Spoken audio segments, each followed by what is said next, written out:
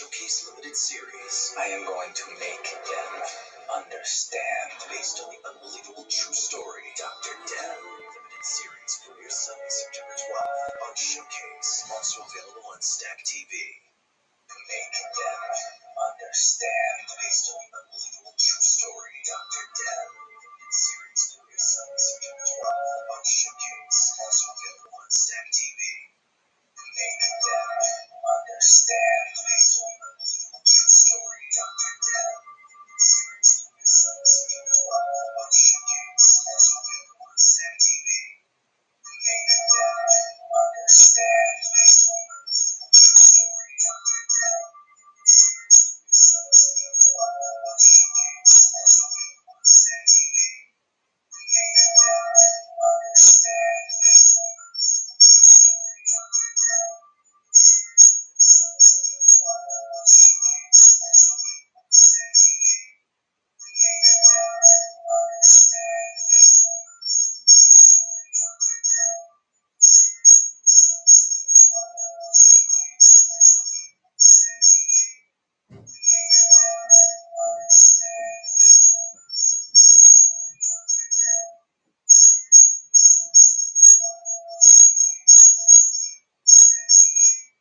Make them understand. Based on the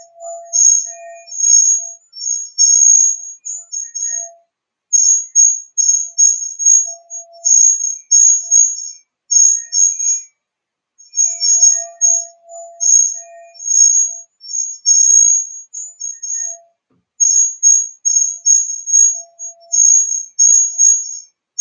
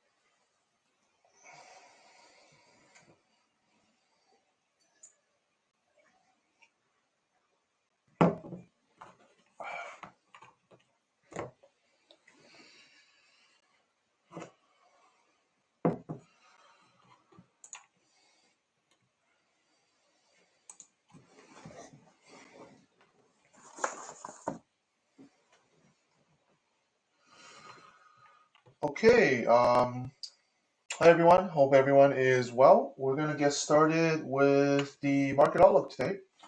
So let's take a look what's going on here. I'm going to go over, as usual, my live positions, and then I will go over the market outlook in the same order: Forex, commodity, indices, and crypto, and then some time hopefully for some Q&A.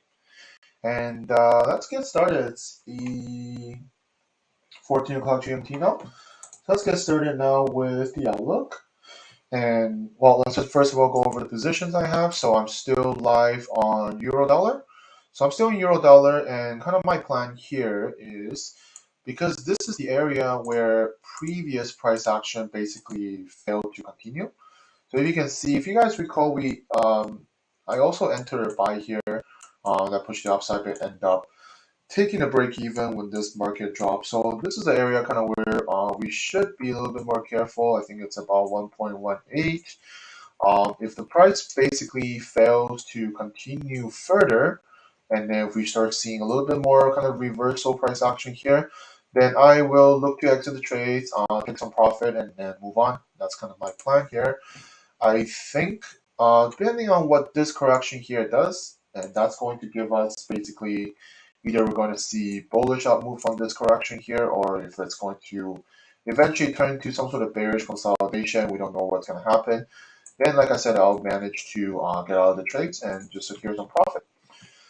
Now, that is euro dollar. So I still have two position here, two position running on euro dollar, one position on silver, just like what I update on the recap video. So let's take a look at silver. Silver, not much is going on, kind of just consolidated here. So if we're going to get a consolidation here, that's definitely good for us. We did have a clear breakout from this higher time frame kind of correction here. So that's all good for us if we're looking for further upside, depending on what the correction will do here. If this is going to be that correction after breakout kind of entries, then look for the upside move after this correction completes. But for now, I'm just kind of hovering around this area. So I did set an alert here just to see if price is going to continue drop down. If it does drop down here, I'll take a break even. I haven't moved my stop loss yet, but I am looking to, did I actually move the stop loss? Sorry. So I did move the stop loss to break even, because if this is what's going to continue drop down like this, I'll just take a break even here and then I'll observe to see what more develop later on. But these are the two live position I'll have on silver and euro dollar. And I also have Ripple. I'm also in Ripple right now, if I can show you guys. So I thought Ripple was pretty clean price action when I was looking at the overall time frame. I saw that there was a pretty clear kind of price action here. To me, it was like a nice bullish impulsive phase. And then we have a few swing highs and low to make this correction here. And descending channel pushing the price down. And we also have a inverse head and shoulder pattern. And double bottom here, impulse up, bullish correction. So all this to me was pretty good for a potential upside. It's falling a little bit here, but my stop loss is below the low. So if it's going to take me out, so be it, right? 1% loss, that's not a problem. We'll see how this goes. If this is going to just kind of form a little correction on its own and then push up, then that would be very good to see. So 3 position, like I said, I have this one running right now. It's a little bit lost right now, so about 0.5% or so. I can calculate exactly, but around 0.5% loss right now. But we'll see how this position goes. So 3 position live, Ripple, silver, and I have euro dollar running right now. Any questions on these positions, guys? And then if not, I'm gonna get into the outlook very soon.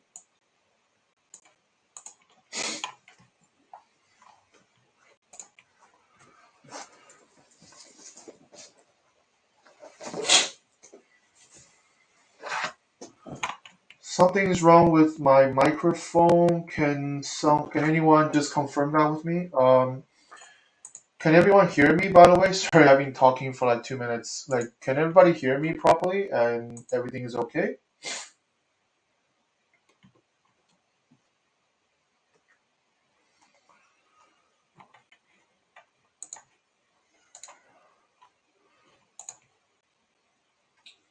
Can I just get a yes if you guys can hear me? Sorry.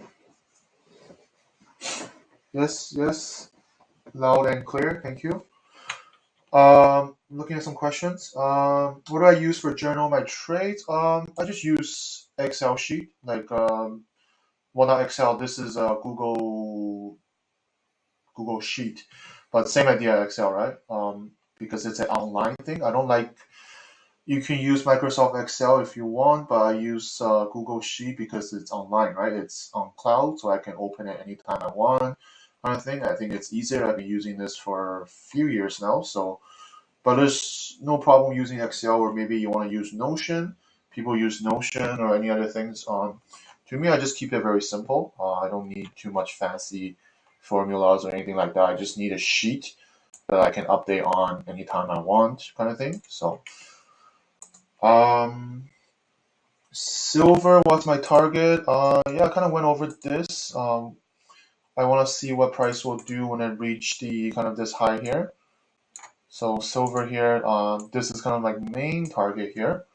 But ultimately, higher time frame does look pretty promising if I can get price to continue upward. I mean, I set the target here, but obviously it depends on how the price goes when it reaches this area here.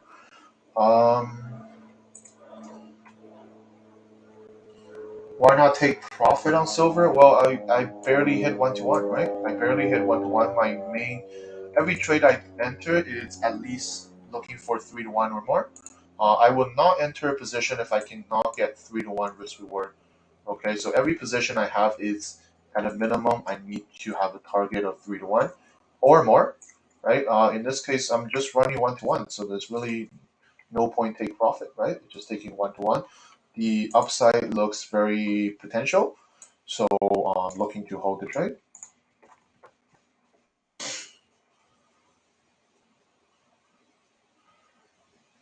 You silver huge risk. It's not huge risk. I think what you meant is huge stop loss. It's definitely not huge risk. If anything, it's less risk with a bigger stop loss, right? I think it's preference. You can certainly wait for this correction to over if you want to enter like this, a correction after breakout. Basically, always my entry I talk about in any of my entries and videos. I think this is a correction after breakout, right? Um, it's fine. I opted with this because I did take a few silver position this month, right? If I recall, I did take a loss here. I take a 0.5% profit. So I'm fine with entering a bigger stop loss. I'm fine with holding it because this is going to be potentially more long term if it does push up to the upside and we're at the bottom of the overall price, right? So I think it's fine. Having a little bit bigger stop loss. Bigger stop loss is actually less risk, right? It's not more risk, right? So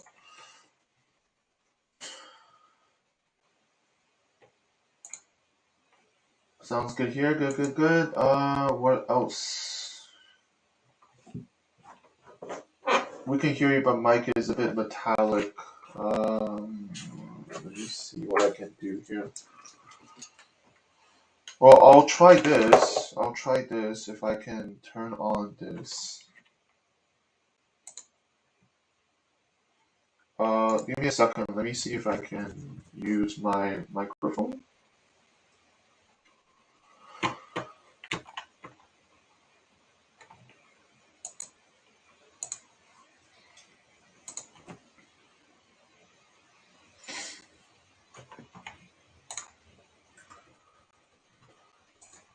So, how about now, everyone? Can you guys all hear me okay? I just use kind of like my own microphone kind of thing, or my headphone, really.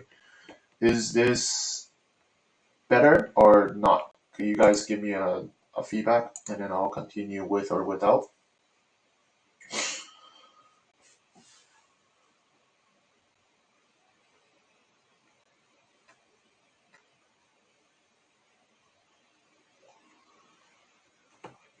Microphone is much better. Is that good for everyone? Okay, good. So I'll do this microphone. That's fine with me. A bunch of questions on silver. I mean, why not take 50% off? I mean, well, that's certainly something you can do, right? If you hit 1%, you want to take 50% off, that's fine. But then I'm just reducing my potential profit in half as well, right? If I take 50% off. But there's nothing wrong with any of that. It's just what you want to do with your management. So if you want to take 50% off profit once it hit 1 to 1, but then the rest of your profit is all gonna minus 50 as well, right? So it's how I see it. I don't want to book the price. I want the full potential of the position to run. But obviously there is risk, right? If the price does indeed turn back around, then I'm just going to take a break even. So there is no pros and cons. It's just kind of what up to the person individually on their management. Do I think silver reached 32? I mean, anything can happen, right? I'm just setting a target here. It doesn't mean I have to exit here. If we do hit the top here and if we do have some reversals or whatever, then I'll take profit and move on, right? It's just always how I manage these positions.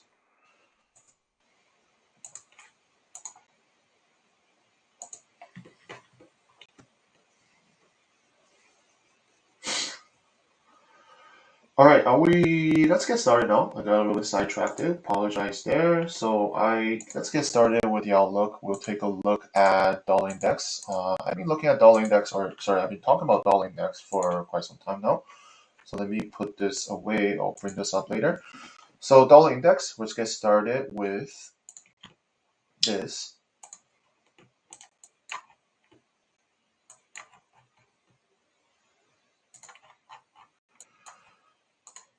So I've been kind of looking at dollar index this way. We talked about this from the last week. All the outlooks we talk about that. To me, it's looking more bearish, and that means the dollar is looking more potential weakness from the dollar. And I like how we have kind of a higher time frame double top. We have this much more clear kind of correction that we're seeing, and another ascending channel pop here. Remember the previous ascending channel, there was a bearish move down from the price, but it just did continue kind of to the bottom here before it started reversing. Now, price basically did another correction here. So we did see kind of a lower time frame push down from the price as well, right?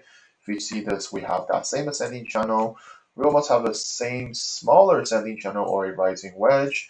Impulse all correction here. So a correction after breakout. Not sure if any of you guys enter this kind of position. I think that's totally fine. Kind of looking at this correction that's going on right now, is it going to continue correct here and then eventually push lower? It's hard to tell at this moment. We'll kind of have to observe and see how it goes. But I do like what I'm seeing here overall on the dollar. Potentially could lose more strength. So basically, further bearish kind of price action if we do see this continue. Do you want to see price to continue to at least this low here, and then see if it's going to continue further down to the bottom here.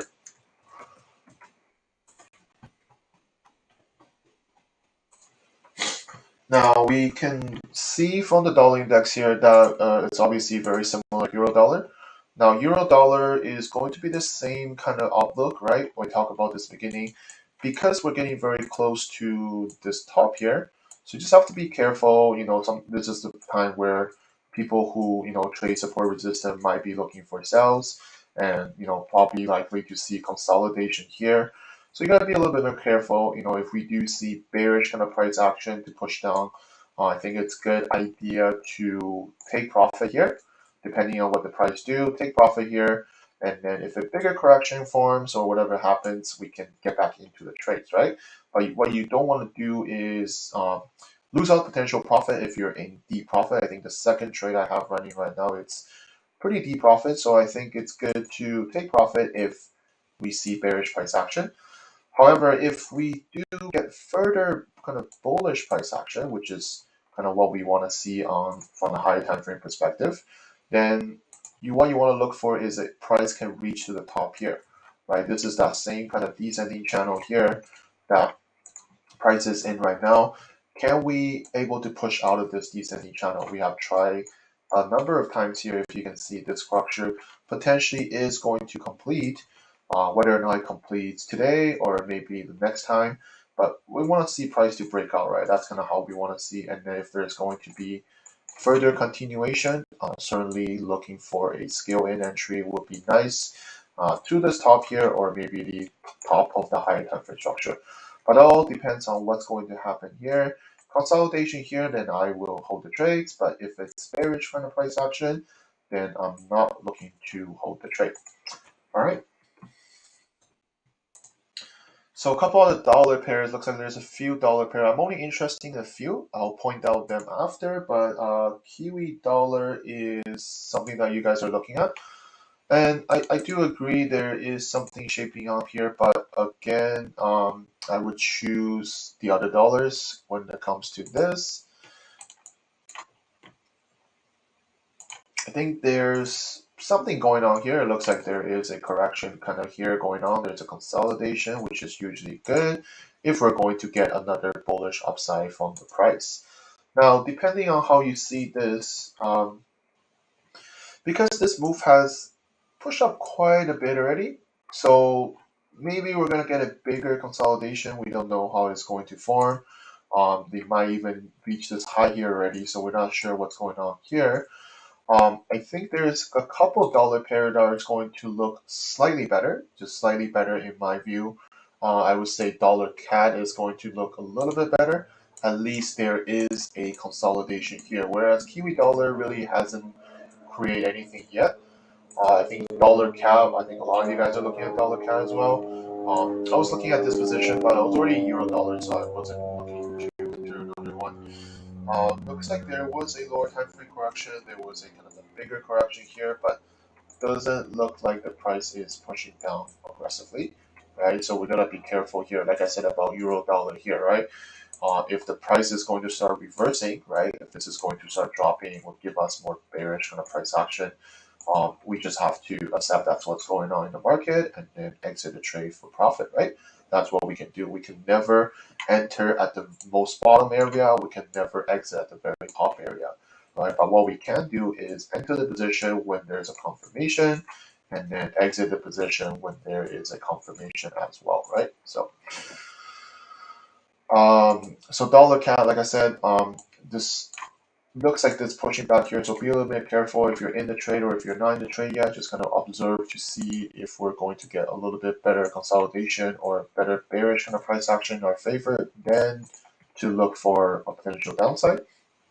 This bearish move is very sharp, so we're not sure 100% if this is all the correction it needs to correct this move or we're going to get a bigger consolidation. We don't know that yet, right? So we have to be careful here.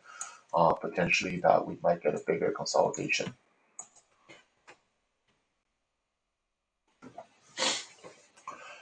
Let's move on. I've updated everyone. I did take a loss here on dollar yen. I think I entered this before the London session opens, if I can recall. I think it's about, sorry, during the Asia session, actually, sorry. So I entered this position for a loss. I was looking at this position after this down move, the previous down move that I caught, or a lot of us caught. After the down move, I thought this is making another continuation correction, so impulse correction and impulse down. I was looking to see if we're going to get a clear consolidation here, which we did, right? We have a few swing highs, few swing lows, we have a double top here, and we have kind of a reversal correction. So an impulse down followed by a correction. That's how I put in the entry order. 20 pips is the minimum for me to do this, so I put tag me in pretty much, and never be able to push down. Kind of start climbing up, and tag me out here. I think during just before New York session opens. But I think there is still potential here if we just get a bigger consolidation here. Another correction here is still good, still valid for me.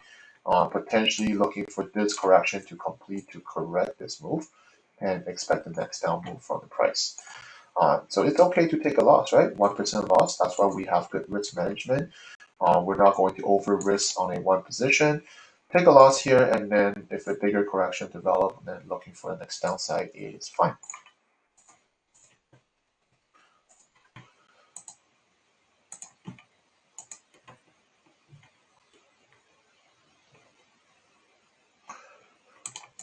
So let's look at dollar Singapore dollar. Some of you guys got in on this, that you guys messaged me about. Maybe some of you guys don't trade this, but I think it is looking pretty good. It's pushing down aggressively. We talked about this from a week ago or a week and a half ago, when we have this potential completion of this correction that we're in right now. So impulse down followed by a larger correction. We have basically an impulse up and then reversal impulse, continuation correction that's pushing down now. I was thinking that some of you guys who got in on here was asking me what's my view on it now. Well, if we get a consolidation here, that would be nice to see. That basically shows you that we broke this previous low. There is lower time frame continuation, then potentially price can continue lower depending on what we're going to get in this next few hours or next day or so. We might get continuation here and then be able to push the price down further. But that's all the dollar pairs I'm looking at. I'm really not looking at any other dollar pairs at this moment. I think dollar Singapore dollar probably the best other than euro dollar. Dollar CAD and dollar yen isn't looking that good right now. So no other dollar pair is really on my watch list for at this moment. Do I always risk the same amount in percentage for your trades? Yes. even if I have multiple trades open. Yeah.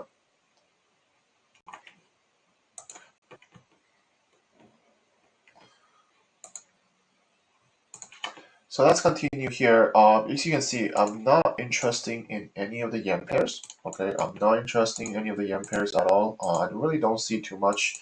Some of you guys were looking at Swiss yen here. I don't know if you guys caught this yen pairs or depending on how you see this correction. Um, Potentially, if you caught this, good job on your part. I personally didn't catch this. I was kind of looking to see if we're going to complete this correction. Maybe a breakout here, a continuation would be good. So if you're in the trade, good job on your part. Just kind of see if this is going to be a continuation to the downside. I think other than Swiss yen, I'm really not interested in any of the yen pairs. I really don't see too much price action structures or pattern, anything like that. So I'm best to just kind of be on the sideline for this. And a couple Kiwi pairs. Looks like some of you guys caught the Kiwi pair from the top here, looking to the downside. And I did update this in Telegram as well. I think there is potential further downside for this, but obviously, depending on your management and plan, entering here might be a little bit risky because it's getting pretty close to the low here, and it might just hit the bound and bounce up here once more. We don't know.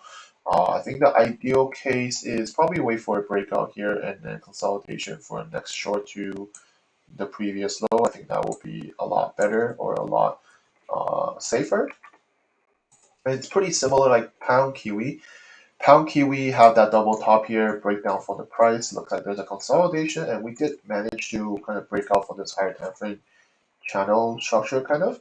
So I think waiting for a correction here would be ideal. Waiting for a consolidation here and looking for the next downside would be nice.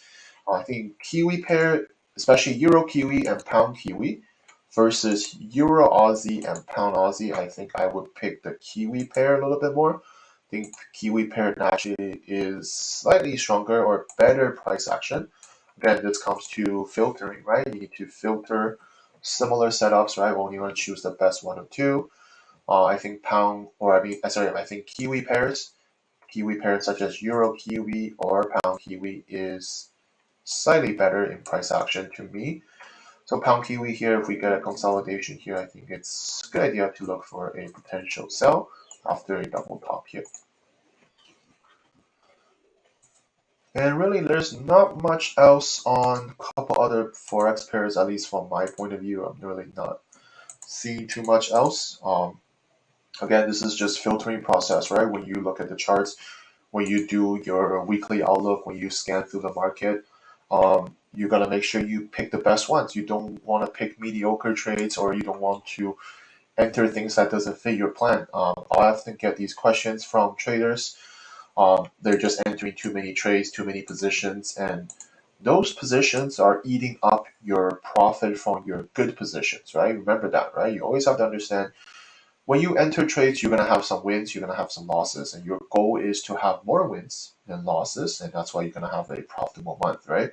So by entering more position that doesn't fit your plan or it doesn't, it's not the best setup or higher probability setup in that case, then you're just letting the bad trades to eat up your good trades profit. Okay, so it's just a simple math game. Right, so if nothing shapes up to your plan or the way how you want to enter trades, then don't enter trades, right? Move on. It's that simple, right? Use the time to do chart work, backtesting journals, or other things that's related to trading, right? You can watch some educational videos, some psychology video from others, right? Use the time better. But other than these ones, I am really not seeing too much else from my end, unless you guys have something on Forex pairs that you want me to take a look at.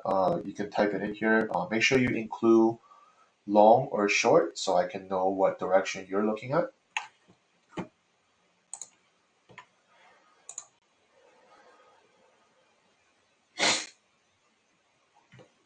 Yeah, make sure just include long or short.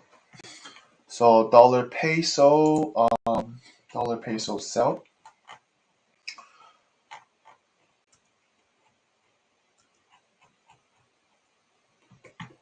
Yeah, I see what you're saying. I think you're probably seeing the structure this way potentially. I think. You have an impulsive phase. It looks like there is a correction here.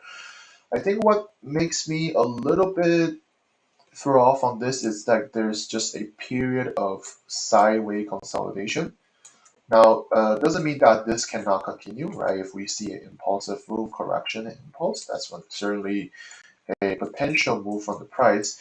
It's just that I don't really like how we have been kind of in this consolidation range for quite a bit some time, right? That's kind of how I see this. It's been consolidating for quite a bit some time. I don't really like how there is not too much kind of a impulsive phase. There is all this kind of price push up and push down, but in general, we're still kind of in this range, right? So this potential correction that we're in right now could potentially push down. Like, don't get me wrong, it's just that I would prefer something a little bit more. You know that it's in a impulsive phase, corrective phase, impulsive phase, corrective phase.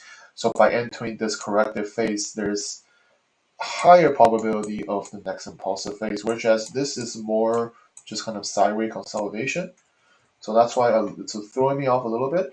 But in the end, if we're just solely looking at this piece of the price, then yes, right, this is a impulsive phase. This is a correction. Looks like there is a double top here. And if we zoom in a little bit, there is some good impulse down, right? So there is a correction here. So if you're into this type of entries, I think it's fine as long as you know your risk management and etc. You have your entries and all that stuff in place.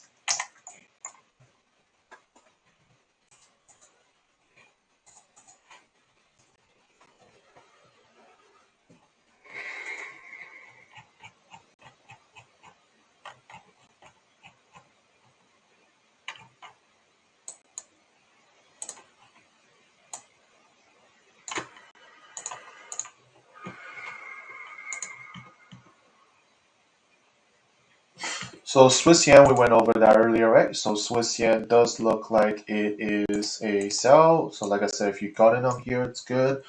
I think if you haven't got in, this correction looks like it's breaking out now. So I think a consolidation here is fine to look for entry. And there is pretty good room to potentially down to the low here, right? So if this is something that you're into, I think the higher time frame does give you a pretty clean bias, right? We talk about the higher time frame many times, starting from the top here. So if this structure is potentially finished and we're at the top of this larger structure, so potentially we're going to look for a downside here if we get a kind of a impulse break out of this ascending channel, right? So you do have the lower time frame in your favor. I mean, sorry, you do have the higher time frame in your favor, and lower time frame here looks pretty clean as well, right? Impulse down, correction here, and then impulse down, correction here. So looking for a next impulse down, I think it's fine.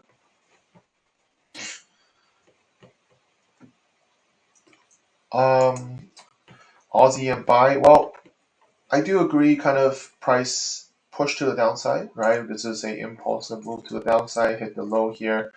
Did not form continuation. Did not form reversal. It's a strong reversal impulse. But I would say it's similar, like kind of Aussie dollar kind of view is that this strong of a move push up, there hasn't been any consolidation yet, like something bigger to push the price higher. So I think it's a good idea to wait for something that's a little bit more structured. Like, sure, there is going to be some lower time frame things that you might see, but I think it's generally a bigger correction or something that's a little bit more tangible is better if you're looking for upside. I do like that there is a kind of a bullish reversal impulse, right? We talk about this many times. When you see an impulse down, if it's not followed by continuation or a reversal correction, it is followed by a reversal impulse. If it's followed by a correction after, then this type of price action works out a lot of more times, right? Higher probability setups. So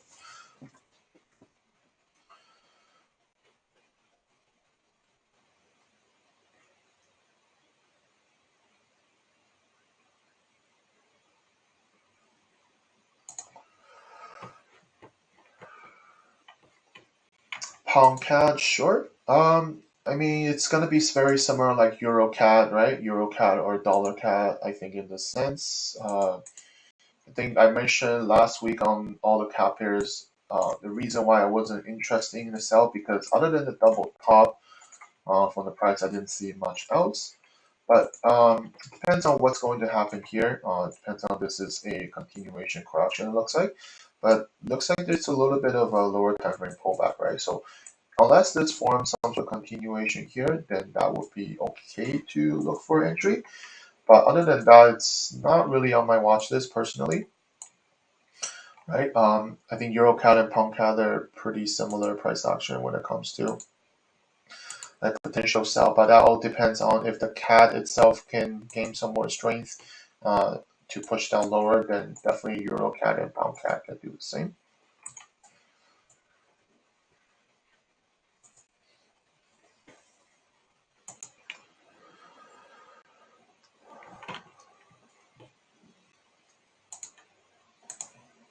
Dollar Swiss short doesn't look like it's short right now, right? It looks like pretty bullish here in my opinion. Like this is an impulsive move. Looks like there is a bullish correction rather than a bearish correction.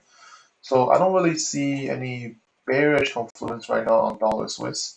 And to be honest, I think if I scan through every single Swiss pair right now, they all look pretty weak on Swiss pair right now, right? It looks like Swiss is quite weak right now.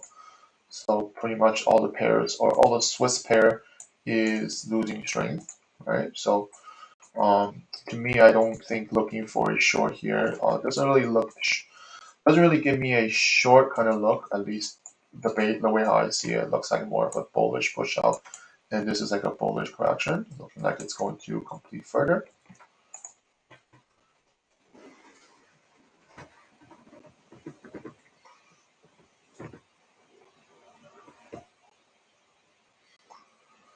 What am I looking for first when you scan a new clean chart? Um, basically just start from the higher time frame, right? Starting from the higher time frame is always what I do. I think the key area or understanding that do you spot the impulsive phase first? So if we spot the impulsive phase, that's the first thing. After the impulsive phase, do we see some sort of correction, whether it's a continuation or reversal? We need a few swing highs and few swing lows, right? So that to me, there is a few swing highs and few swing lows. I just made that video about trend lines, how to effectively use trend lines to identify price action. You can watch this to learn a little bit more. But for me, for a structure to potentially complete is two swing highs and two swing low. Certainly, the more it is better. People ask me about 3 touches, 4 touches. Of course, more touches is valid and better, but 2 is a minimum in my opinion.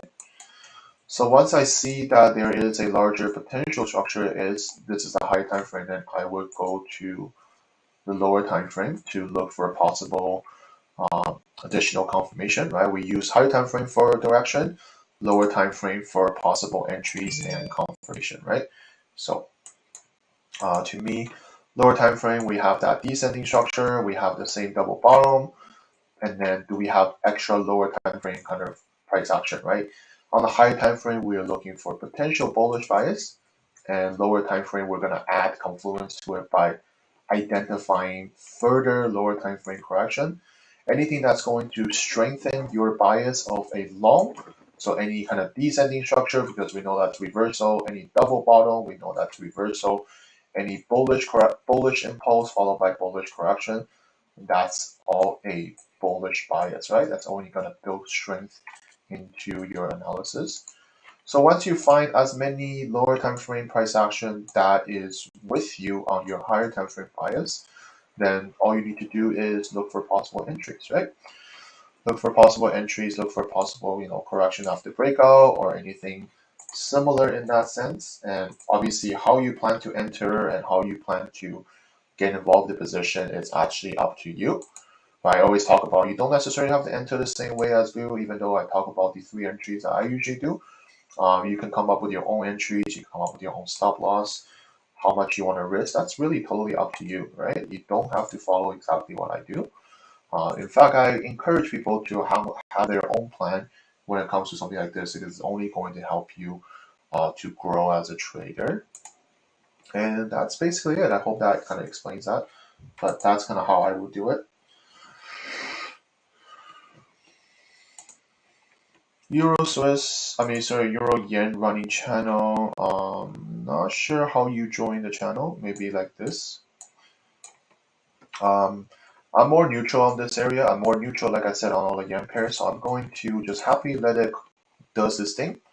I think last week I talked about there's a potential this is going to move to the up here and then sell. I think last week I mentioned about this, something like that.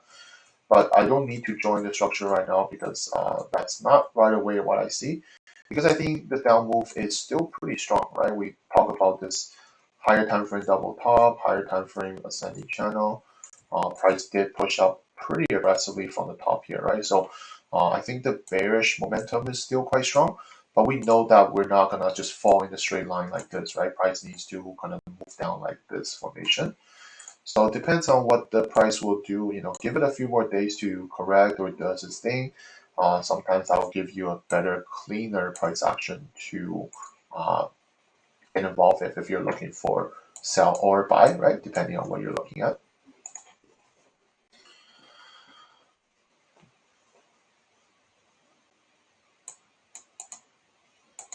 I don't really look at divergence or anything like that. That's all indication. That's all indicators things, right? I don't really look at divergence or things like that. I don't use any indicators, in fact. So it's fine if you want to incorporate indicators in your analysis, and there's nothing wrong with that.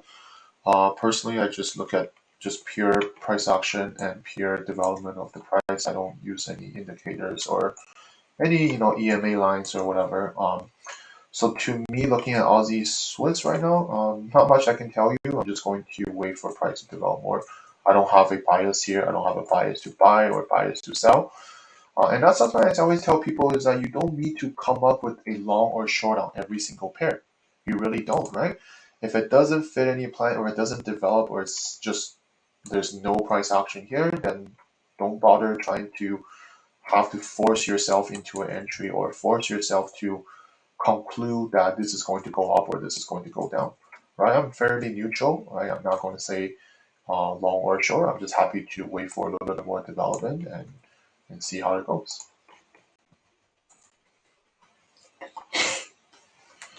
Determine your position size. Very simple, right? You risk 1% of your account, right? So you can use Forex. You can use position size calculator. So use this. Very simple, right? So let's say your account size is 1,000. You risk 1%. Let's say euro dollar. You're doing a 25 pip stop loss, and this is all you do, right? I talk about this in many of my videos. So that's how you calculate exactly what position size you need to enter any position. Right? Depending on what broker you use, Oanda can calculate it right for me. But if you guys are using MT4, then you probably need to use something like this. Find a pair that you're trading, put your full account size in, put your risk percentage, put your stop loss in, calculate, and 0.04 lot with a 25 pip stop loss is going to risk you $10, right?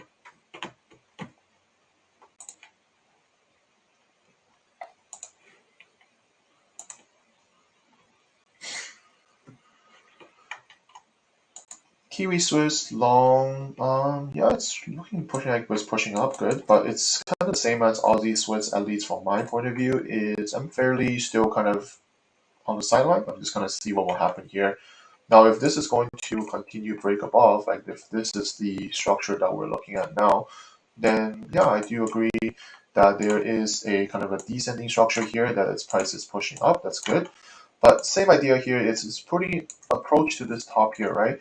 And from the previous top, if you guys recall where the previous buy that I was in personally, hit the top here and then form a head and shoulder and then just start dropping down massively, right? So I think it's too late here for a buy because you're quite close to the top.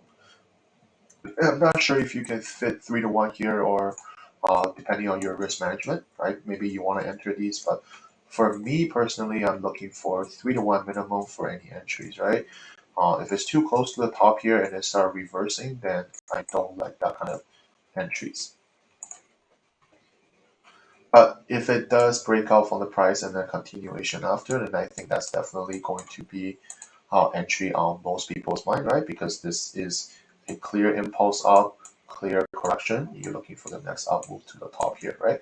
just like here when we see the price break out from this correction here, and then price basically push up to an upside afterwards, right? That's after a higher time frame correction finish, right? So same idea here, right? If we see the impulsive move correction, looking for another impulsive move.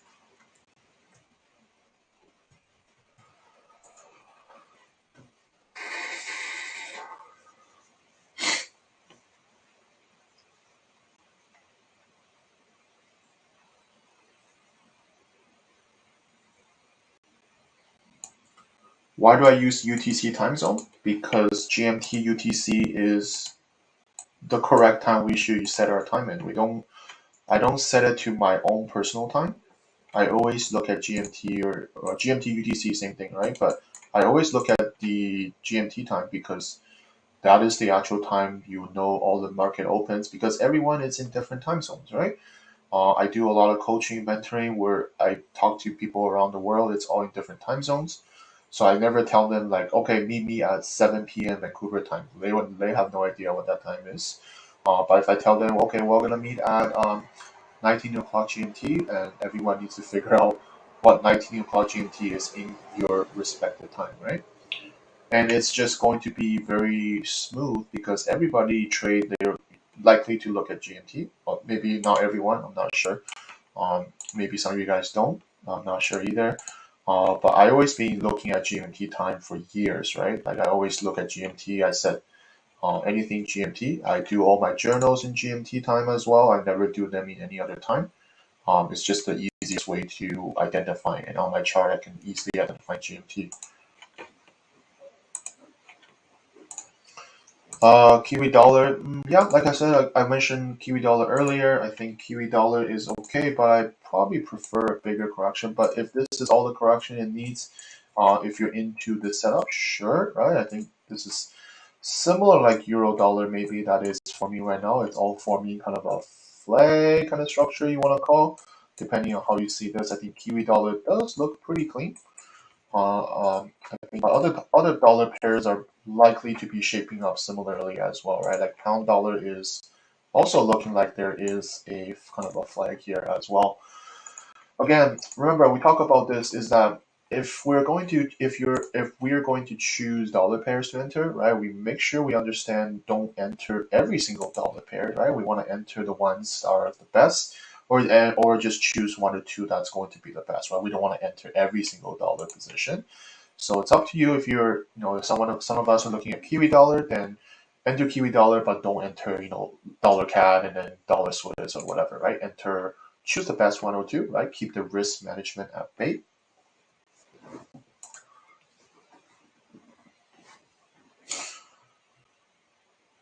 Do I hold any Unity protocol? What does that mean exactly? Actually, I'm not sure what Unity protocol means.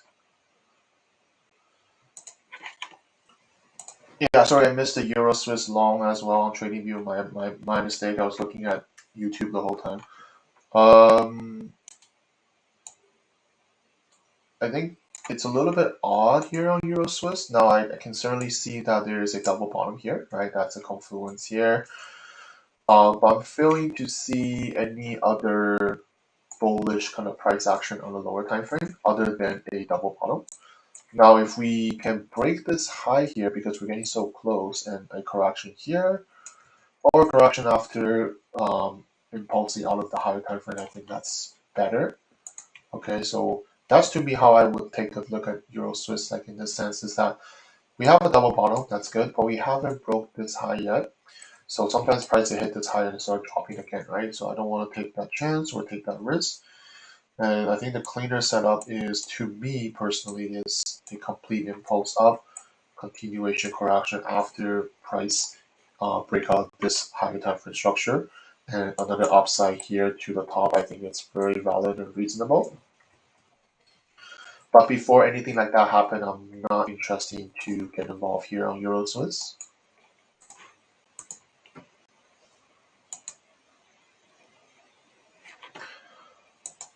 Pound Swiss by Potentially, but I think this is a more of like a neutral correction, right? To me, this is kind of like a rising wedge, so a reversal. We have a clear impulsive face down, and this looks like we're just in a larger consolidation. And this consolidation has really been correcting for quite a bit of time. So I'm a little bit more neutral on this. Honestly, I'm not really bullish or bearish. Now I do see some bullish bias, right? This is like an inverse head and shoulder. It looks like that there is a potential reversal. And remember, we always talk about we want to see head and shoulder or inverse head and shoulder at the extreme bottom or extreme top, right? So this does fits that criteria, right? We do have an inverse head and shoulder at the bottom. We have a double bottom here as well.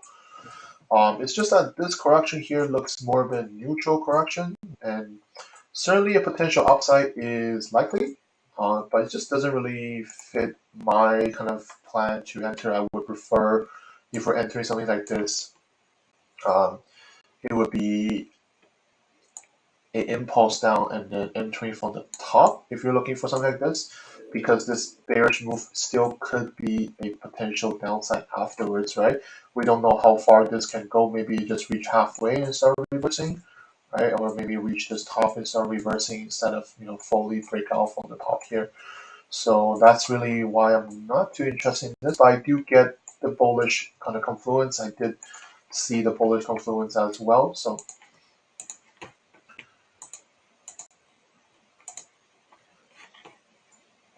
Aussie Kiwi buy. Yeah, I think we talked about this a few times on the last stream or previous stream, if I can recall. I think we're at this double bottom here, right? This is clearly like a double bottom area. Price is kind of just consolidating here. So there could be something coming up, right? We don't know what's going to happen, but clearly the price is kind of slowing down. It's like consolidated here.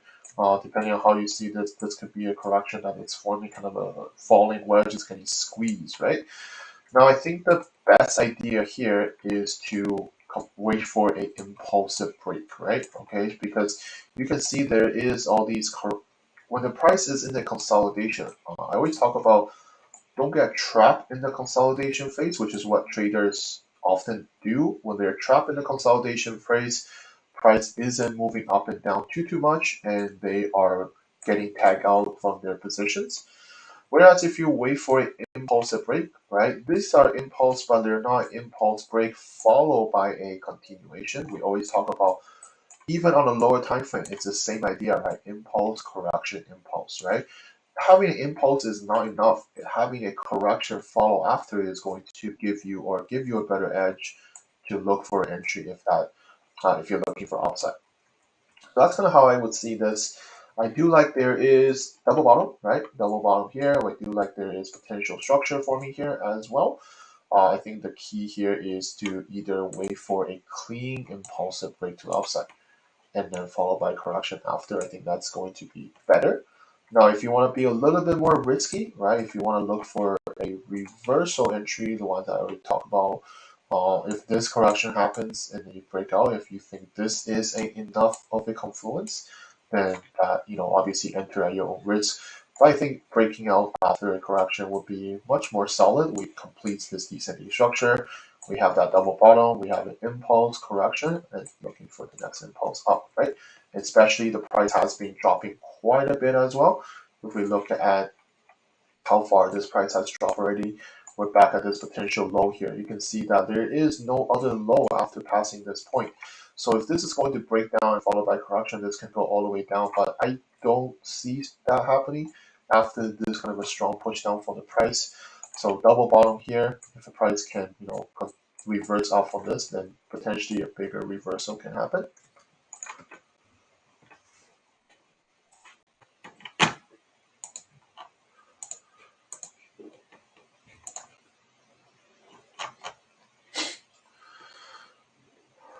All right, so that's move on now, guys. Let's move on now. If there's no more Forex related question, spend quite a bit of time, 50 minutes here, but that's fine. I like how to go over these pairs.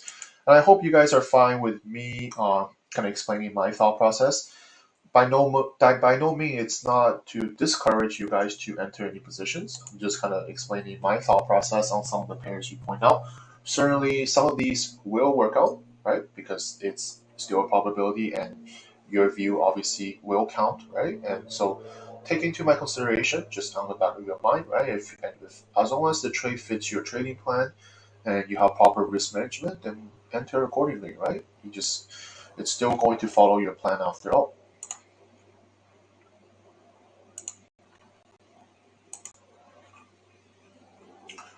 Dollar pushing down. Yeah, it looks like, well, it depends on what happens here. If we can get this correction complete, right? I think this is okay. If we get a correction complete, to push down the price. And looks like euro dollar is pushing up a little bit, I think. Yeah. So we'll see how this correction goes, right? If this is going to be a consolidation and push up higher, then so be it. That'll be nice to see.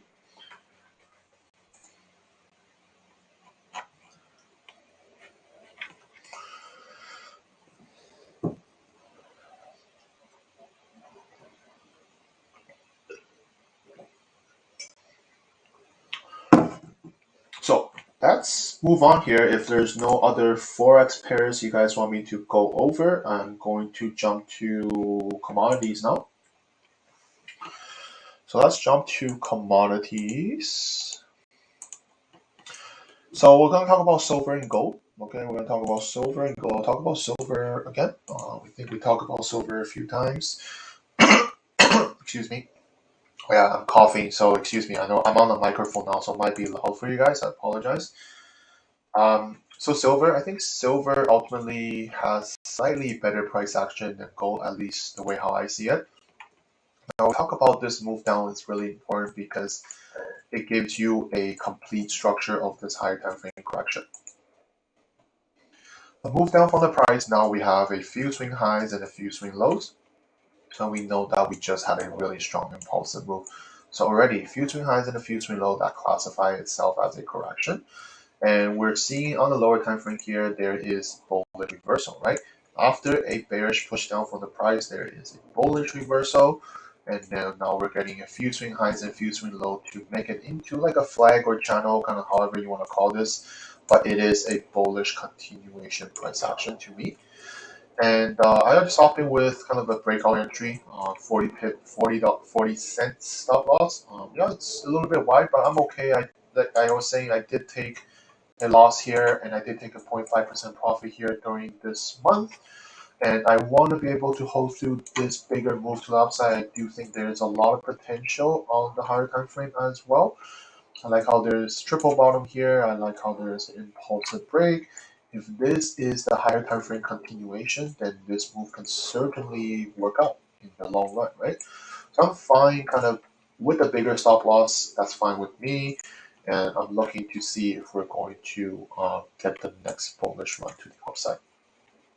Now, I think after this breakout on Friday, if this is going to be a correction after breakout, continuation, and I think entering here is just as fine, depending on your risk, of course. Usually, if I was to enter something like this, I would enter like something like this, right? So, someone asked me about why don't I enter a correction after breakout. Well, it's going to be pretty much the same stop loss, right? If you look at it, 35 cents versus 40 cents, really not much difference here if I waited for a correction after breakout.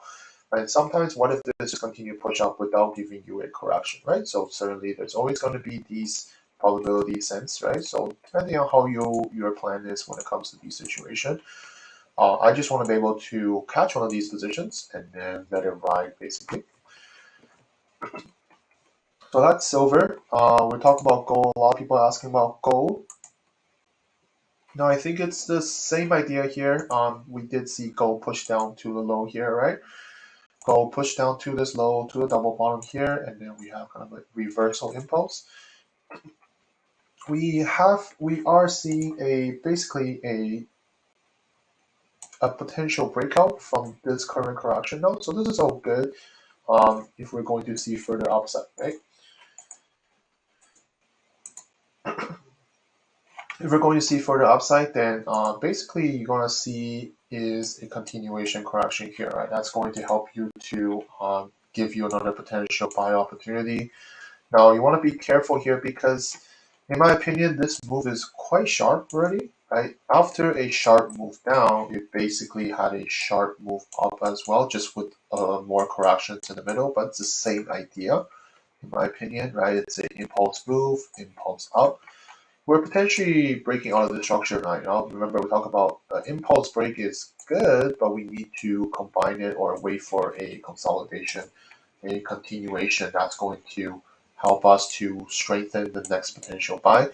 We don't know how big or how long or how wide this correction will go, so it's best to be a little bit more patient here, right? We might just form a little correction like this and then we take off, or we might form a bigger consolidation like this before we take off. So I think it's good to be a little bit patient here and wait for another buy potential. And I think it's the same as silver here, right? Silver has that little correction here as well. I think gold is the same idea.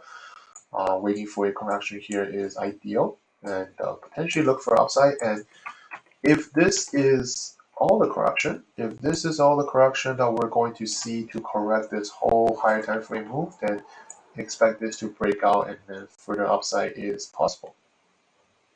But first thing first is forming a correction here that's going to give you another bias to the top.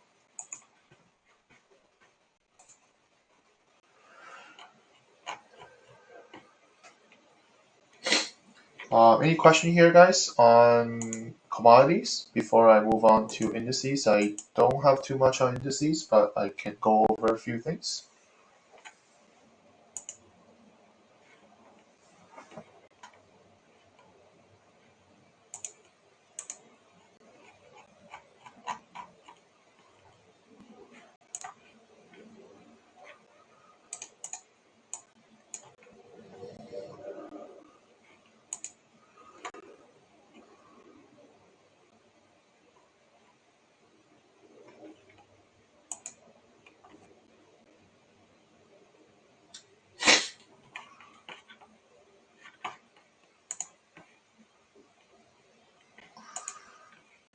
My bias on silver is long, right? So I don't see it dropping to 22 or whatever. But certainly, if this isn't going to push up any higher, then what you're saying is a move down to the low. I think that's possible, and that's only going to give me another confluence to look for another buy after, right?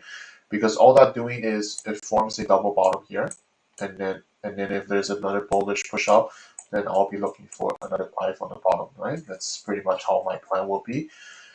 Again, but at this current price, I don't see that happening. But we can never be 100% sure. And if this does move down, I'll take a break even, and I'm not looking to enter anything unless I see further bullish price action. Right, double bottom here would be nice, right? Push to the upside and then correction to look for an upside. Sure.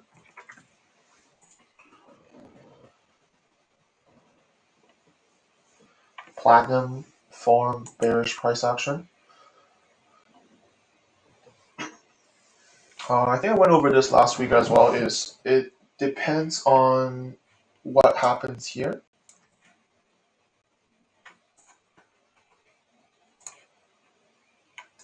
Like it depends on what this area is going to do. I don't see it being anything yet. Okay, like you can see this as a structure here. I don't know how you guys see this, but it depends on what happens here because I think the higher time frame. I mean, like the bearish move is kind of exhausted. Like I would expect a bigger consolidation, something like this. Right? If we point out all these consolidation on the higher time frame, we talk about after an impulsive move, right? We have a few swing highs and a few swing low. Double top here, we have a sharp move to the upside, no continuation. Instead, it's a reversal down, continuation, push down again. Now, I think the price has pushed down significantly, or it's like how we look for the upside here. Like the price has created a bigger correction and continued going upwards. In my personal opinion, that I think this correction is quite important to determine if this is going to be further correction here to go lower, or this might be a potential reversal because we're at this low now. If you look closely here, this is like the previous low before the price basically pushed out further, right? So at this potential low now, so I would be a little bit more cautious to see what the price will do. Like you can put in the structure currently, but it's looking pretty neutral, right? It's not descending nor it's ascending. It's kind of just looking like more as like a pendant, right? Depending on how you see this. So it's a little bit more neutral. I think it's just better to wait here a little bit longer.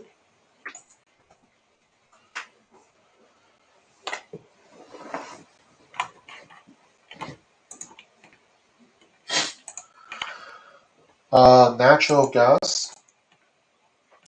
I think natural gas is at the top of this correction. I think we talked about natural gas from before as well, and I think my plan is the same, right? We want to see a complete breakout for the price here, and then continuation after. That's going to be certainly a buy, right? I think there's no question about how this is like a descending structure on its own, and this descending structure has been correcting since like 2009, right? So that's like a 12-year correction that we're seeing.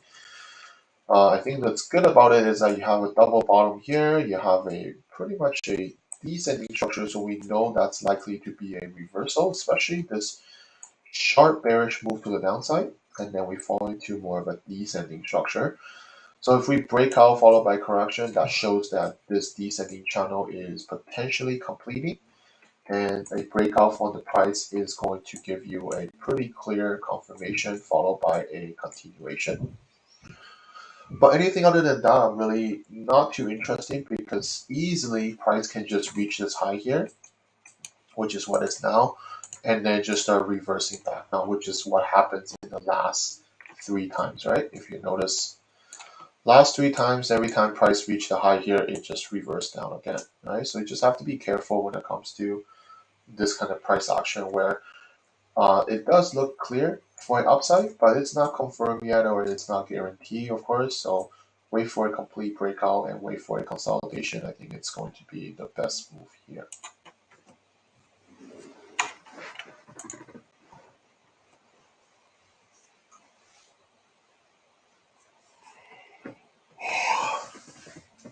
Oil buy. I think I'm fairly. Let me see what's going on here.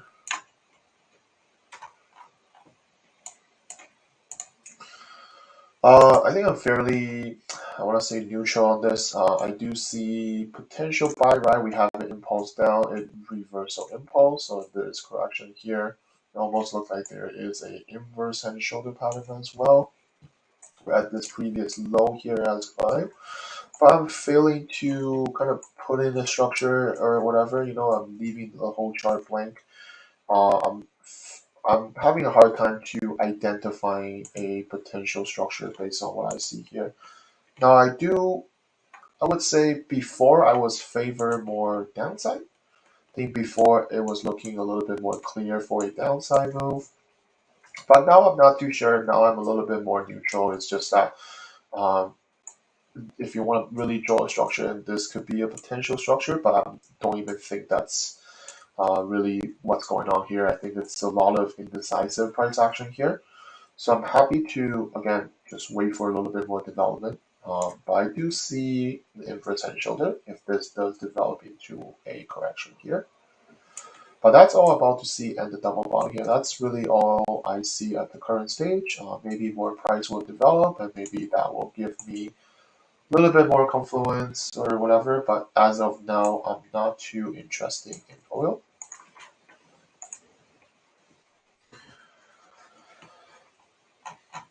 So let's continue here. Go to the indices really quick. I'm not looking at any indices. I think I talked about this a few times. I'm not interested in these kind of short-term buy. I even pointed out this buy, I think, last week as well. I'm not too interested. The reason because I think they're all going to be relatively short-term unless they have a clear impulse up and correction after, right? I always talk about every single indices. I'm not looking for these buys. I think they're all pretty short-term buys. The bigger picture to me is the sell, right? Because the overall price action, the overall kind of reversal price action that we are seeing as well. So I'm not looking for the short-term buys. I know some of you guys potentially caught these buys. So good job on your part if you're looking for lower time frame, short-term kind of buy and sell and price and stuff like that.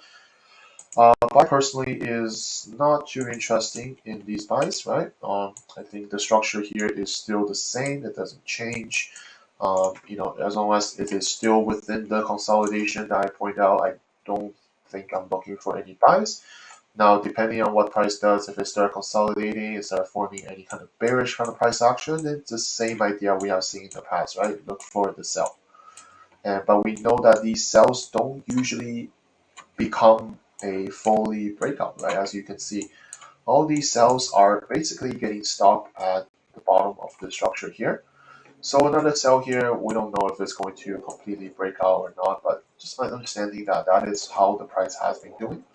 Every time we push to the downside, it reverts back up, and after it reverts back up, it pushed down again, forming the correction. So we don't know what's going to happen here, but I'm really not interested in any buy at all at this current stage. I'm happy to just wait for a bigger consolidation. But like I said, the bigger picture to me, at least from my personal view, is I'm looking for sell if the price does develop into the right price action.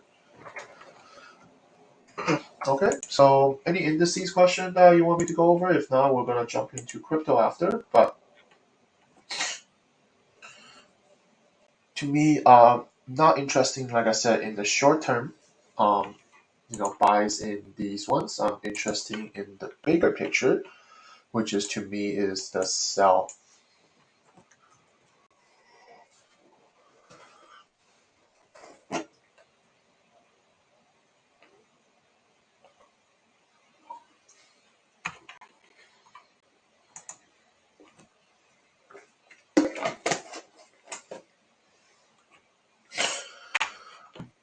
Check wheat or cotton. Do I have wheat here? Yeah.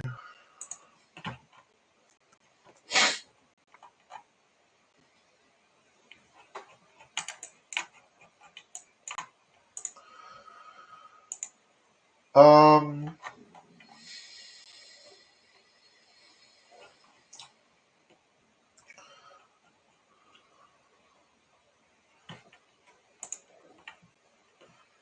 so I do see potential confluence here. I see that there is a double top here, and it looks like price is pushing down. So also this could be some sort of a head and shoulder as well. So head and shoulder top of the overall price, and double top here is looking okay. If you're looking for a sell here to the lows here or lows here, I think that's okay. But other than that, I'm not seeing other confluences.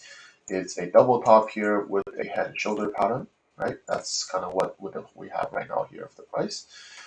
But if I zoom out here a little bit, because this move is still quite up move like, so just have to be careful. I think it's just that if this sell does push down, it may not be like a full-on bearish push down. It might just kind of correct to the low or to the low here before potentially completing or potentially push up further and further. So just be careful in this kind of area. I do see the sell confluence. I do see potentially this is what I see. I think that's probably what you see as well. But just be careful because I think this move is still quite up move, right? It's like this double top here, it pushed down and then it still pushes up afterwards, right? Double top here, push down and still push up afterwards. So,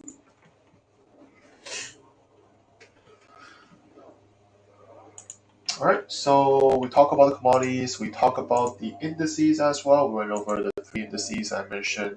About my view is looking for a bearish move down, not interested in the short-term buys. And if there's no bearish confluence, if there's no bearish price action, then we don't enter, right? It's very simple. So don't get caught up with me saying I'm looking for sell. I'm not selling until I see confirmation, until I see bearish price action, whether it's like a semi-channel, whether it's head and shoulder, whether it's some sort of double top or whatever the price may be, something that's going to confirm the downside. If there is no downside developing, then don't enter, then move on to other opportunity. Very straightforward, right? So let's move on now. If there's no other question here,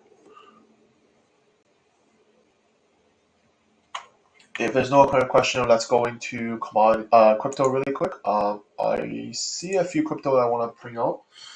I do see a few that I want to talk about. I think Cardano is still going to be the one that I talk about. We did see Cardano break the all-time high. So I think that's very good for further upside opportunity, depending on what the price would do here. Now, it could just form a correction here and go, or we might make another move down to the low and just making a bigger structure and go, right? So something like this to be considered of. Again, last week I did enter two Cardano positions, one for 1% profit, one for 1% loss. So total is break even. But I'm still actively looking to see what price would do here, right? We talk about Cardano. I have Cardano coins holding from the bottom here, but that's investing, right? But when it comes to trading, preferably see a potential bigger structure would be nice. If it moved down to the low here, completing a bigger structure for the upside, that's nice. But to me, I think the upside is looking very clear. We basically broke this all-time high very, very impulsively, right? So it breaks the all-time high. Now, if we get consolidation here, I think it's very, very valid to look for further upside opportunity. Binance Coin also broke this high. Remember, for a couple of weeks now, I've been talking about this is the high that I want to see price break above, which it did. So this is a good sign for the price that we're going to see further bullish opportunity. We broke this high here, so another consolidation here will give us a potential up move on the price. I'm also looking at Dogecoin. I think Dogecoin has very clean price action as well. We talk about Dogecoin from the bottom here, right? Dogecoin from the bottom, we did have a really, really strong impulsive move to the upside. So that's all good for the price to have, right? If we see this, we broke this previous high here, which is good. And we're basically forming into another correction on its own, right? So from the bottom here, after this double bottom, after this descending structure, we have a strong impulsive break to the upside. Now we broke this high as well, and we're forming into a consolidation, which is also good because we're likely to see this as an impulse, and this is a correction. Potentially another up move on the price is very likely as well. Last one I want to go over is Ripple, right? I mean, Ripple as well. Talk about this in the beginning. I like the overall price we have for this kind of a descending structure, price impulsively break above. And then basically we have a continuation correction the way how I see it. Few swing highs, few swing lows, descending structure down, double bottom here, inverse head and shoulder, bullish breakout, bullish continuation, and you're looking for another up move for the price. Looking for the top here, and if it does impulsively break above, obviously the next high will be another target as well.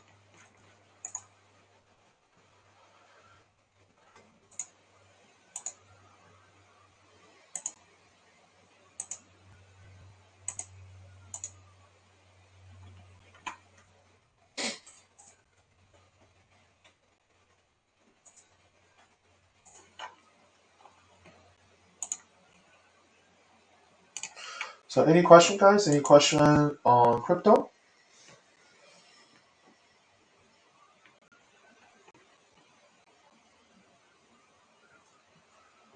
If Bitcoin falls, ADA could push higher. Maybe. I'm not. I don't. I think mostly crypto move relatively same together. Now, I didn't go over Bitcoin because it's a little bit kind of more on the neutral side. Now you can see this.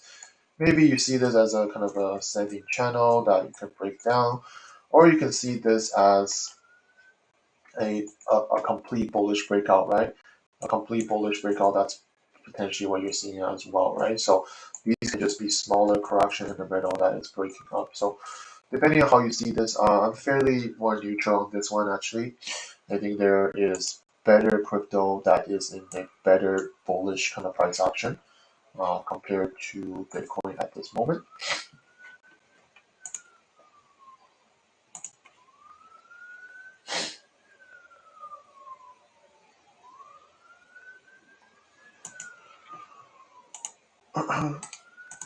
Our SRM, is that a crypto?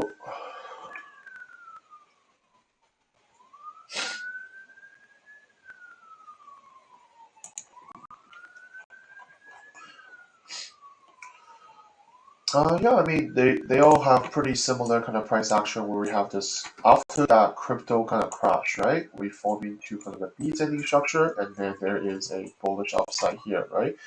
Now it depends on how you see this. If this is all the correction it needs to push higher, or do you see the same thing I see on Cardano is potentially creating a bigger structure and go? But this area is probably going to be important. Is it going to create bullish kind of continuation price action to push higher? If that's the case, then wait for a solid continuation here to complete and look for the upside. I think that's fine.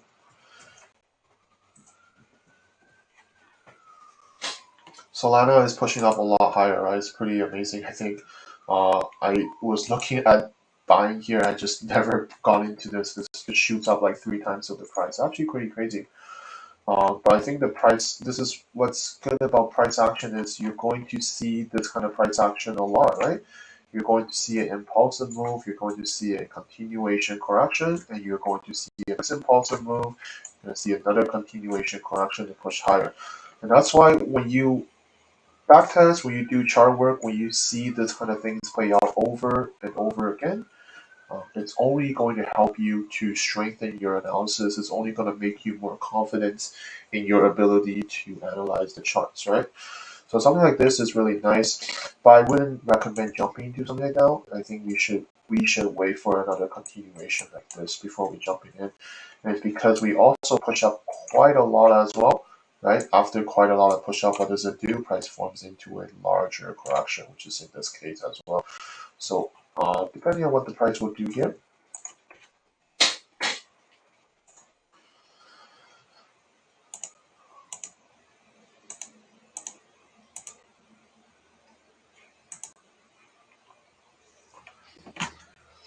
Apple, yeah, we can take a look at some equities here. Apple.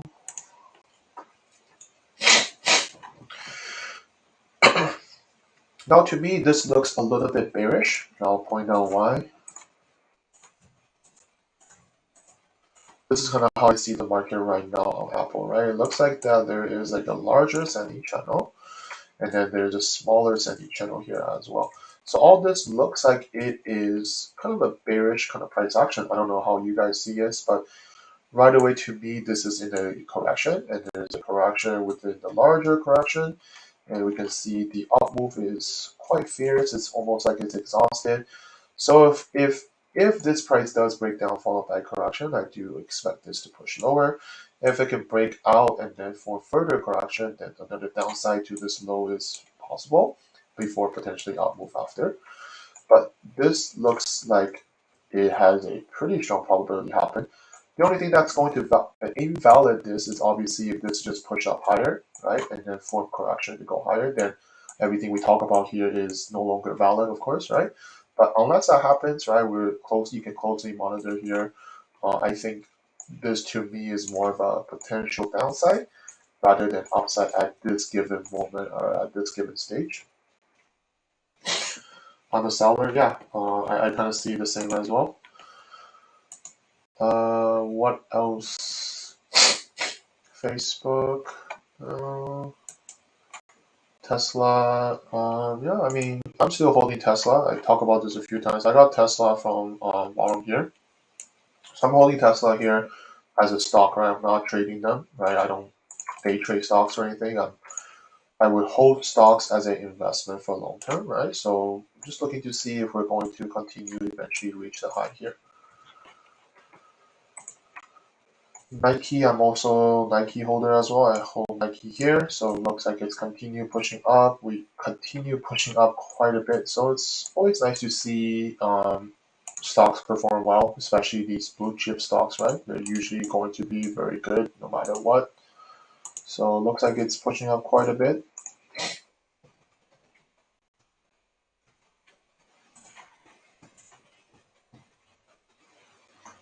Hello, hello, nice to see you guys. Tesla sell.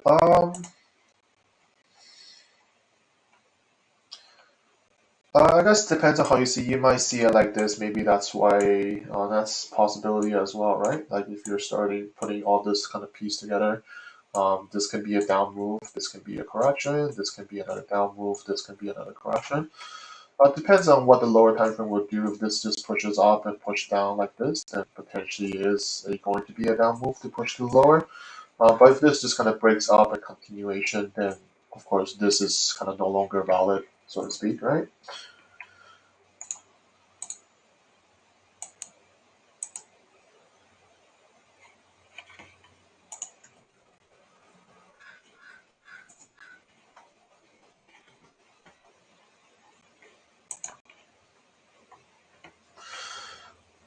All right, so that is all the equities. Now we have some time for Q&A if anyone has any questions or anything you want to ask me about, or maybe pairs that you want me to go over again. I can happy to go over any pairs that you miss, and happy to go over again if you want.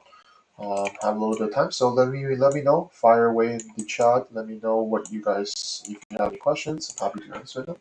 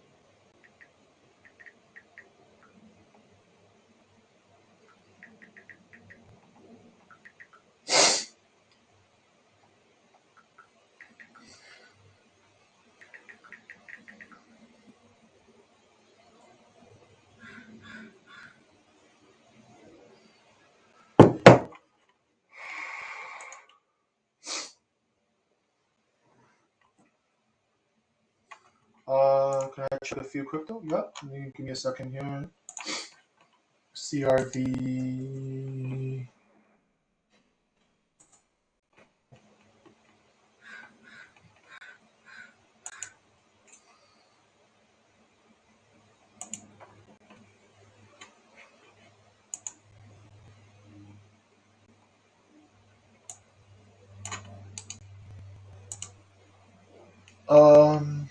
I mean, I personally don't see much here on this CRV. I actually didn't even heard of this. Sorry, like I'm not fully into crypto or know all the crypto pairs.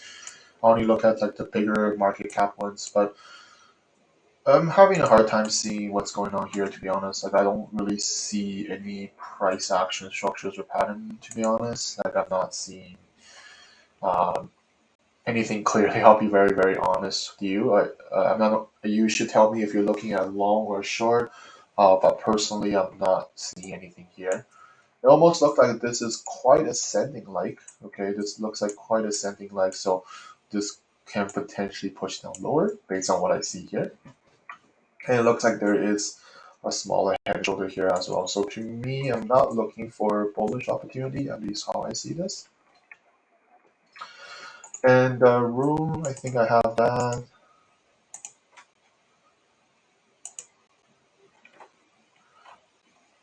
Now, on the other hand, this is looking actually better, right? We have the kind of a correction here after a strong bullish push to the upside, and looks like there is further correction here. Just have to be careful because you're pretty close to this high here, and whether or not price is going to break higher or reverse from the top, it's unsure at this point, of course. So you just need to be careful if you're looking for long term. I mean, if you're looking for buys, I think you got to be a little bit careful here to see if prices is there enough room for you to justify an entry. I think the entry should have been here when this correction completes, but now that it's moving up, I probably would suggest you to be a little bit more careful.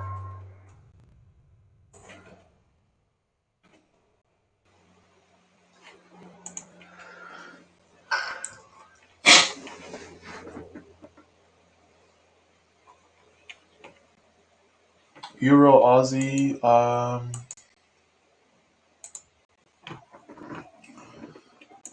I would choose. I would talk about this. I think I would choose Euro Kiwi probably over Euro Aussie if I was going to choose one of these to go. I think Euro Aussie, I think we talked about this last week, right? Other than a potential double top, I don't see anything else. There's no structures pushing the price up. And I mentioned I would prefer some sort of ascending or some sort of reversal price action rather than just a straight down. Even though it looks like there's something going on here, but it's like really not confirmed or anything. I think Euro Kiwi ultimately was a little bit cleaner. There was a consolidation here. Same double top you see, but it's in a structure, it's in a kind of a channel, right? We know that Euro Kiwi was able to drop down all the way from here and then form a continuation correction potentially and looking for the downside. So if I was to choose one of them, I would definitely choose Euro Kiwi over Euro Aussie in this case.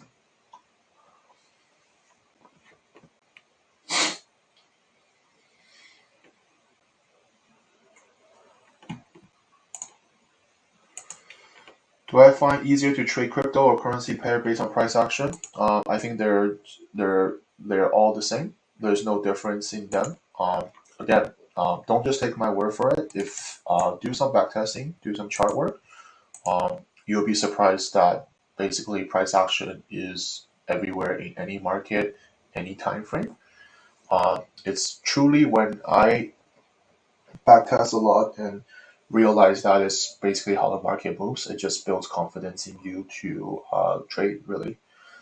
Before, when I was trading, this was the beginning of my trading career when I was trading maybe like support resistant type of style where I basically have no confidence in myself. Even if I backtest them, I still don't have confidence in myself. But after, backtesting price action, backtesting impulsive phase, corrective phase, it builds a lot more confidence in my ability to trade. So I think it's doesn't matter which market you're looking at, it's the same. Do I trade synthetic indices? No, I don't. I know what they are, but I don't trade them.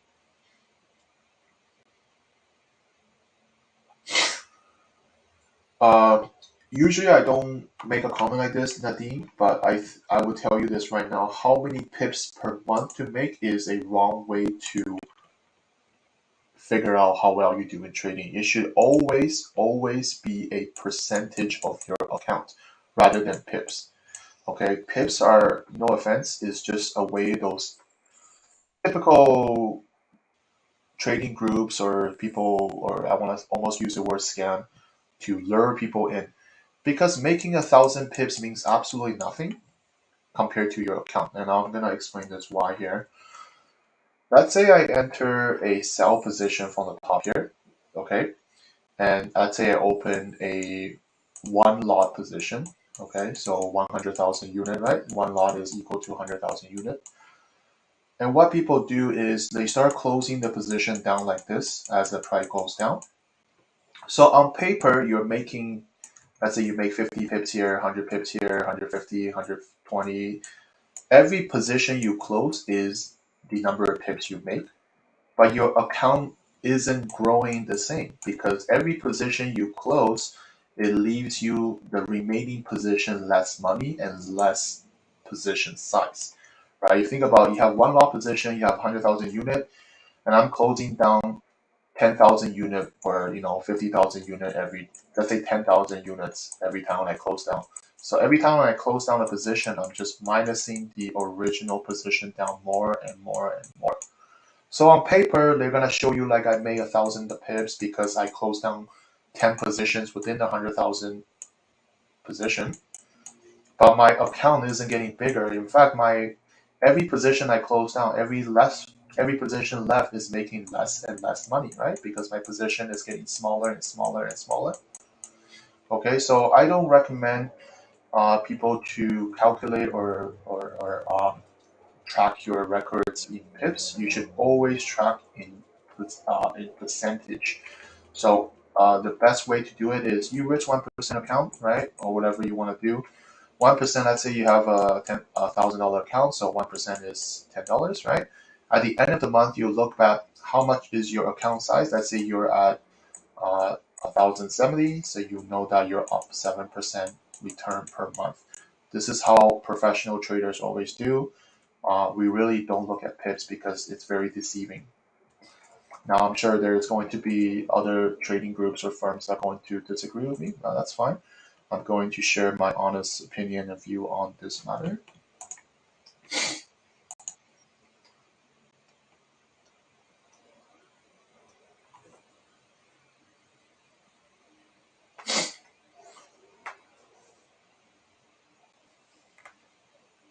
Okay, so using Fibonacci retracement lines, you can include them. I personally don't. I don't think there's anything wrong with it, but I personally don't use this. Okay, so it depends really on you, right? Now, I find a lot of times people are trying to always look for that 0.618 and then continuation, but sometimes the price doesn't necessarily need to hit that. And people often, I mean, obviously not everyone, I'm just kind of speaking on my mind. Sometimes traders are just too glued to this 0.618 level where people are just always looking to short. Doesn't matter how the price pull back to this 0.618, they're just going to sell here right away. But what if it's a bullish reversal and they're just going to continue going up? So start shorting 0.618 without any confirmation here is not an ideal way, not an ideal strategy or way, depending on how you see this. So. But there's nothing wrong with incorporating other things, right? It's just like indicators.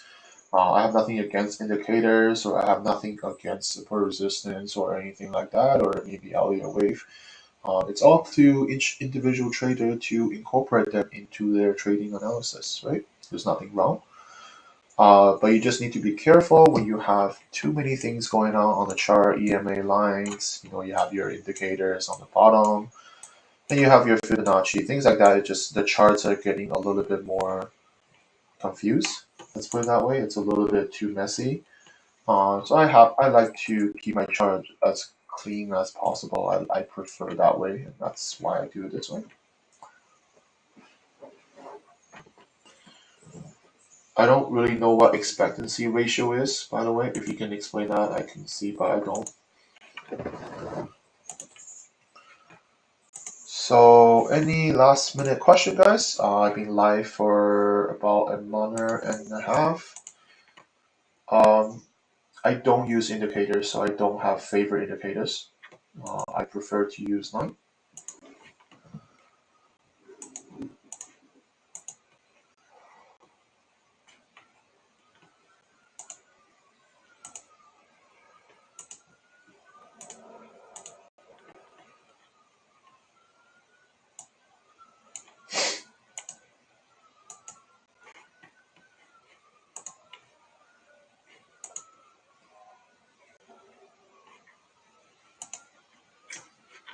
So, any last minute question, guys? Any last minute question for me personally?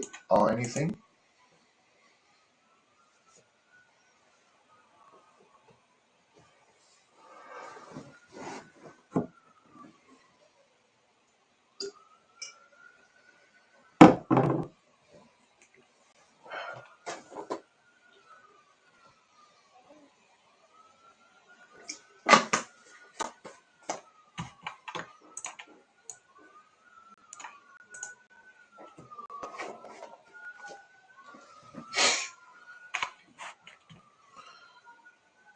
Dollar ZAR.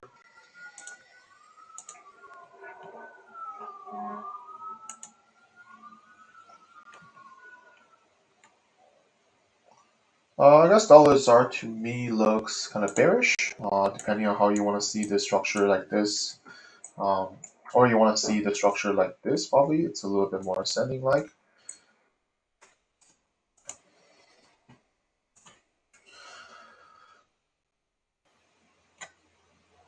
But I think it's the same with most of the dollar pairs. I'm looking for further bearish upside, right? It's downside. So if you can get a correction here, a consolidation here could push down the price more. I like this is similar, like almost similar, like dollar index in this kind of formation, but it did push down quite a bit more based on what I see. So if it forms consolidation here, potentially another downside is possible.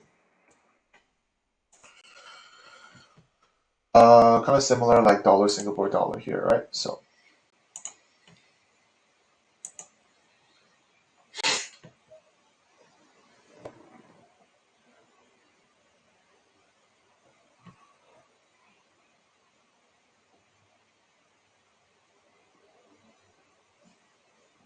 tell us about trigger, how you trade. You should watch a lot of my videos, explain everything. So go on my YouTube playlist. There's risk management, how you do entries, take profits, set stop loss, entering trades, re-entries in the impulsive phase. You can watch all these videos to learn. Price action analysis. Every single video here, you're going to learn about everything how I trade, how I analyze the market, how to identify correction structures and things like that. It's all in here. And watch any of my recap videos on every single trade, win or loss on every single position that I take. That's all in here. You can learn a lot more.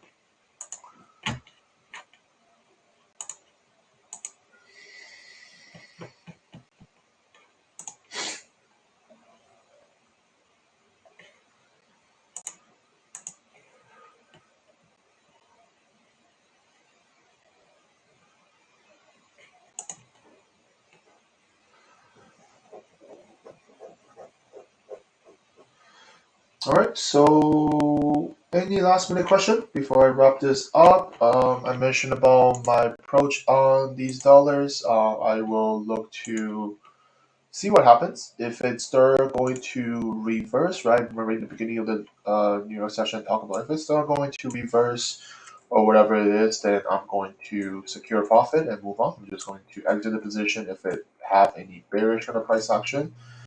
And I'll exit the trade accordingly and then take profit and move on, right? And not much else is on my watch, right? Like depending on what these positions will do, um, depending on what silver will do here as well. I already moved my stop loss to break even, right? So if this is just going to continue push down, then peg me off for break even. That's fine, right? And if it continue dropping down to below here, but another reversal up, then I will look to get back into the trade.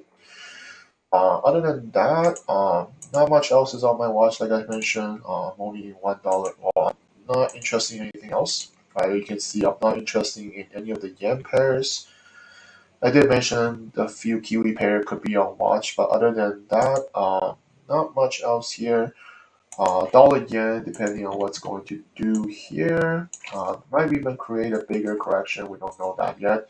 But I can obviously look to get back into a position, even though I take a loss. I can easily get back into another position if it does shape up to my liking. If not, then take a 1% loss and move on, right?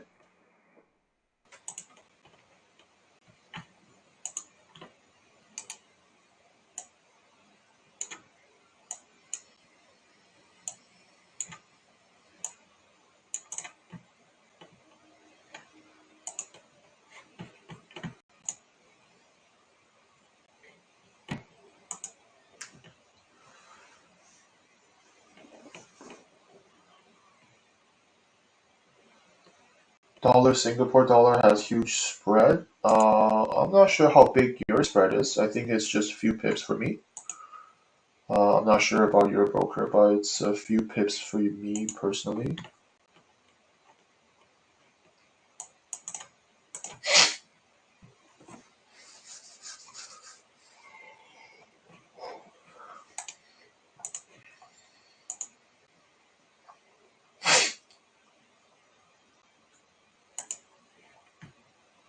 Yeah, it's not huge pip. It's at least for my broker, it's like 2 pips or so, or 1.8 pip.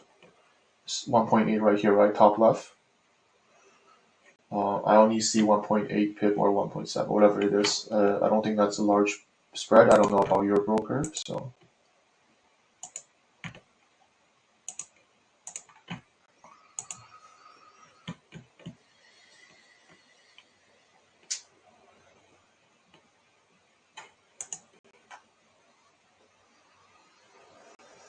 I went over gold earlier, so I'll go over one more time. I'm not I'm in silver already, right? So I'm not too interested in gold, but I think gold is the same. We talk about that we need to see consolidation here before consider anything. Now, the good thing is we potentially have this double bottom here on the price, right? So double bottom here, push to the downside, reversal impulse, and we're breaking out of this consolidation as well. So depending on what the correction will form here, we can't be sure how big or how deep a correction will form here. It might be forming a bigger size like this, or it might be just be a smaller correction and push to the upside. We don't know that. So it's best to wait for a consolidation, a bullish correction here for another up move.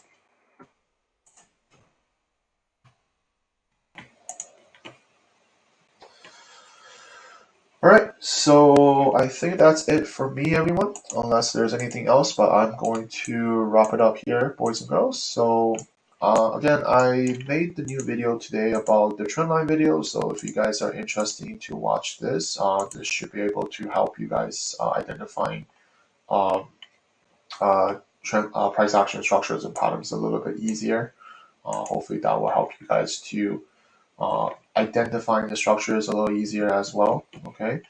And if you are new to me, you're welcome to watch all my workshop videos on YouTube. These are hours and hours long, where I explain basically everything I do, everything how I analyze the market from a price action point of view.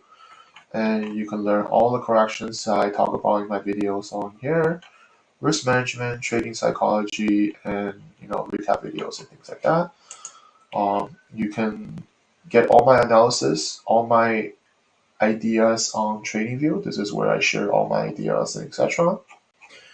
And in my Telegram, this is where I share all my analysis, all my streams link, all my educational videos, all the information here. There's no advertising, there's no VIP signals, there's no introducing broker stuff. This is just all content and information. If you like it, you can get all this information. Okay.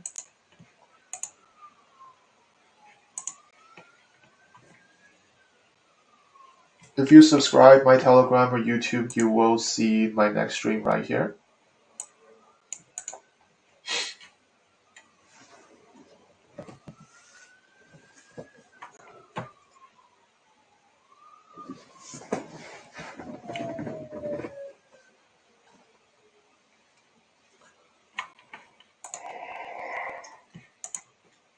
Alright, so I'm gonna wrap it up here, guys. So nice to see some new faces, some familiar faces as well. We'll see how the market shapes up. I already let you guys know my plans are for these positions, so we'll see how they go and take it from there. Alright, so any question, you're welcome to join my Telegram or join my group discussion chat to message me. We have a lot of us in our group chat. About 800 people or so. You can interact with us anytime you want. I may not be able to answer some questions, but I'm sure there's other people in the group that they can answer as well. Okay. And that is it from me, everyone. So hope to see you guys all next time. And be safe out there, be healthy out there, and I shall